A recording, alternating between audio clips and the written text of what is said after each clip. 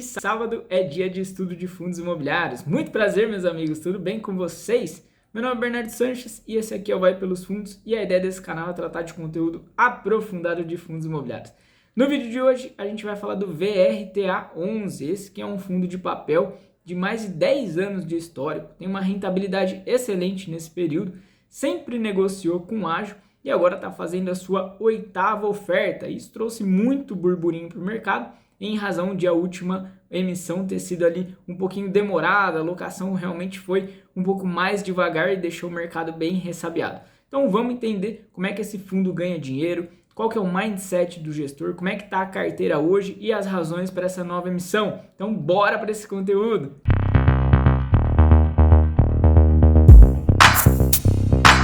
Iniciando o nosso vídeo sobre o VRTA11, o Fator Veritá, Fundo de Investimento Imobiliário, administração do Banco Fator, gestão feita pela Fator Administração e Gestão de Recursos, segmento e mandato títulos e valores imobiliários. Então a gente está aqui com um fundo de papel e gestão ativa. Um pouquinho do histórico da Fator Administração e Gestão de Recursos. Pertence ao Banco Fator, que existe desde 1967.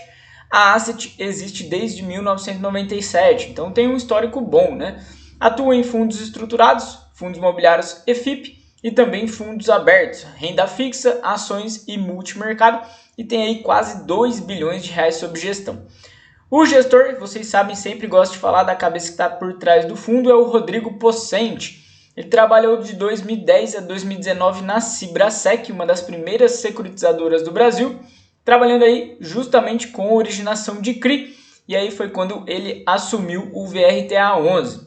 Ele foca muito nessa questão de originação e diligência, inclusive justifica a demora na alocação durante a pandemia. Isso causou muito problema para o fundo, em razão dessa cautela na apuração das operações e preferência por não entrar em leilão, isso em razão da liquidez do mercado. Tem muito fundo imobiliário trazendo dinheiro para o segmento. E o que ele pretende fazer aí do Veritá é um fundo misto de taxas, operações high grade, middle e operações high yield, mas sempre com uma baixa parcela da carteira em devedor pulverizado e sempre prezando também pela garantia real, ok? Política de investimentos do VRTA11 já vem previsto no relatório gerencial, inclusive eles têm aí a ideia de manter a base toda focada em CRI, mas também podem ter LH, cotas de fundos imobiliários, cotas de FDICs, cotas de fundos de renda fixa e debêntures. Interessante que o benchmark do fundo é bem elevado, o IGPM mais 6%. Eu trouxe aqui também uma previsãozinha no regulamento, falando dessas cotas de fundos imobiliários, não pode exceder 50% do PL. Cotas de FDIC me chamou a atenção, pode ser até 100% do patrimônio líquido. E essas cotas de fundos de investimento de renda fixa até 30%. A IPO do fundo foi em março de 2021 a R$100. Pico de cotação R$ 152, lá em 7 de agosto de 2019. Vale de cotação R$ 99,36, 24 de março de 2020. Até o momento o fundo fez 7 emissões. Ele está exatamente com a 8ª emissão em andamento. É uma oferta 476 com direito de preferência de 26,2% até o dia 25/11. Então, para quem é cotista aí tem direito de preferência, ainda dá tempo. Visa captar aí 250 milhões de reais ao preço de R$ 95,16, exatamente o preço do VP, mais R$ 2,20 de taxa, dá um percentual de 2,3%. Tá ok, né? Tem fundo lançando até 476 com um valor mais elevado. E a observação que eu trago aí é que essa emissão foi aprovada em assembleia, né? Muito se discutiu sobre essa nova emissão do VRTA. Muita gente falou que não faria sentido, mas a Assembleia aprovou. E agora a gente fala um pouquinho dessa questão de demora na alocação, né? Que foi também um dos problemas aí do fundo e por isso muita gente torceu o nariz para essa 8ª oferta. A 7ª oferta aconteceu lá em julho de 2020, houve a captação de 510 milhões de reais, então o fundo dobrou de tamanho. A proposta era alocar toda a carteira até março de 2021. Porém, quando chegou nessa data, a carteira ainda tinha 32,7% dos recursos em caixa. Então o mercado ficou bem desgostoso com isso. Na sequência, em abril de 2021, o VRTA reduziu bem o caixa para algo em torno de 10%, porém com alocação pesada em 2 fundos imobiliários. Foram 50 milhões no CAMI11 e 15 milhões no MGCR11. Inclusive a gente vai ver que eles estão aí ainda. E agora em outubro fez mais uma alocação grande de 40 milhões no FII Game 11. Com isso, o percentual de fundos imobiliários na carteira, que era de 0, saiu para 11%. E por fim, a questão do burburinho, que eu já falei para vocês, como houve muita demora nessa alocação, esse anúncio de 8ª oferta não foi muito bem recebido. Muitos investidores aí estão cautelosos de como vai ser a alocação desses recursos. VRTA no mercado, 951,6 milhões de reais de patrimônio líquido, 1 bilhão de reais de valor de mercado, dá um PVP aí de 1,06. Esse é um dado muito interessante. O VRTA historicamente negocia com ágio. Ele tem uma liquidez interessante, 1.697 negócios por dia. No IFIX é 35º, participação de 1%, e são 92.469 cotistas. Interessante aqui a gente notar a rentabilidade no longo prazo desse fundo, 10 anos aí de existência, né? E a gente vê que ele bateu uma rentabilidade de 130,25%, o grosso disso, 122,26% de rendimentos. E essa rentabilidade até pouco tempo atrás já era bem maior, porque esse fundo realmente tinha um PVP bem mais elevado, perto da oferta ele caiu um pouco. Se a gente comparar aqui com alguns índices interessantes, CDI nesse período deu 139,25%, poupança 81,7%, IPCA 84,33% e o nosso IFIX 163,54% e por fim o IBOV só 57,55%. Taxas e rendimentos, ele tem uma taxa de administração total aí de 1% do valor de mercado e taxa de performance tem previsão no regulamento, mas o fundo não cobre. Então esse é um dado relevante para você colocar na sua análise. Datacom é o último dia útil e a data de pagamento até o 15º dia útil. O último rendimento do fundo foi de R$ 1,20, deu um dividend yield aí de 1,18%. Rendimento acumulado em 12 meses, R$ 11,75, deu um dividend yield de 11,6%. Highlights do relatório gerencial de outubro de 2021. O valor da cota patrimonial do fundo vem diminuindo nos últimos meses, principalmente devido à marcação ao mercado que os ativos vêm recebendo de nosso custodiante, devido à escalada de taxas de juros e NTN-Bs. Adicionalmente, a variação do valor de mercado dos FIIs que temos em carteira também exerce um pequeno impacto na cota patrimonial. Cabe ressaltar que, independentemente de tal marcação, essa ação tem um impacto contábil, de modo que nossos recebimentos estão ligados às taxas em que os ativos foram emitidos. Então eles estão dizendo aqui que embora essa flutuação na cota patrimonial esteja acontecendo em razão da marcação ao mercado, frente à escalada do título público e também a queda dos fundos imobiliários que estão em carteira, isso não impacta o rendimento, né? O rendimento depende exclusivamente das taxas que foram ali originadas aquelas operações. Também trazem ali as novas alocações do período. CRI Mosaico, 17,3 milhões de reais, a IPCA mais 7,3%. CRI Embraed, 7,4 milhões de reais, com uma taxa de IPCA mais 7%.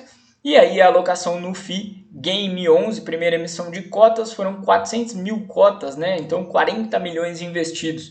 Movimentações também na carteira, venderam aí o CRI Helber no valor de 8,7 milhões de reais, o CRI Vitacom no valor de 25,6 milhões de reais, e aí o vencimento também da operação do CRI GSP. Uma pena que a gente não sabe se eles venderam com lucro ou prejuízo esses CRIs, né? Mini DRE do fundo, ela é bem simplesinha, o resultado recorrente de CRI é o grosso da carteira, 11,4 milhões de reais, resultado recorrente de fundo imobiliário, 776 mil reais. Inclusive, é interessante falar que como eles fazem alocação em fundos imobiliários para carregar, a gente não vai ver muito aqui movimentação em termos de ganho de capital nos fundos imobiliários. Em CRI também, geralmente são originados e levados até o final. A gente vê que as despesas do fundo foram de 975 mil reais, deu uma distribuição aí de 12 milhões de reais, aqueles 1,20 por cota. Composição do PL, a gente vê que 79% é voltado para IPCA, tem 5% de IGPM,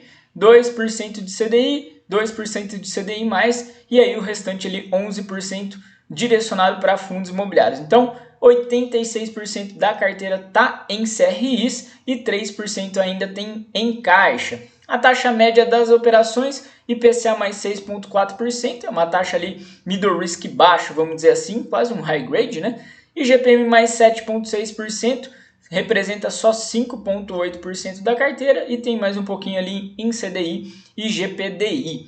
E a duration da carteira tem 5,95 anos, então uma duration bem alongada, eles entram realmente em operações com um vencimento bem longo. Outros gráficos legais que eles trazem no relatório gerencial é a diversificação por securitizador, a gente vê que tem vários aqui participando da carteira do VRTA11, uma preponderância aí para Virgo e para TrueSec. E por setor de devedor também é bem bacana a gente ver que eles têm muitos segmentos imobiliários, né? Construção civil está um pouquinho aí na frente, 14,9%. Aqui em FII de papel, esse é um dado relevante, eles só investem em FII de papel, tá? Eles não têm fundo de tijolo, inclusive por regulamento. Alimentos 10,5%, Estado de São Paulo 8,4%, que eles têm uma operação de PPP.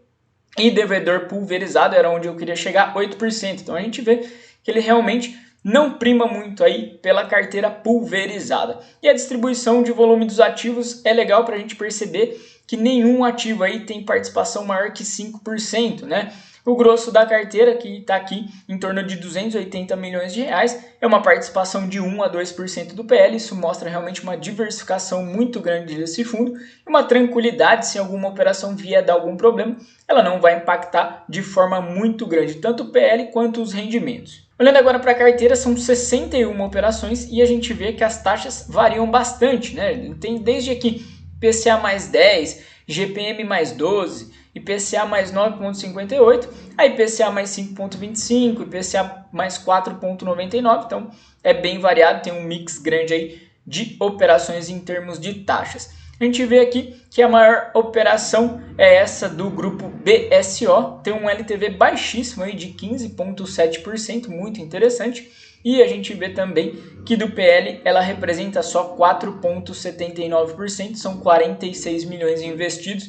É uma operação voltada aí para a construção civil, uma incorporadora, né, que está sendo financiada pelo nosso VRTA11. E outra coisa que eu quero destacar para vocês é que a gente vê que as operações em pulverizado realmente representam muito pouco do PL, né? Essas que estão aqui embaixo, e a representação na carteira é de 0,12, 0,10, 0,09.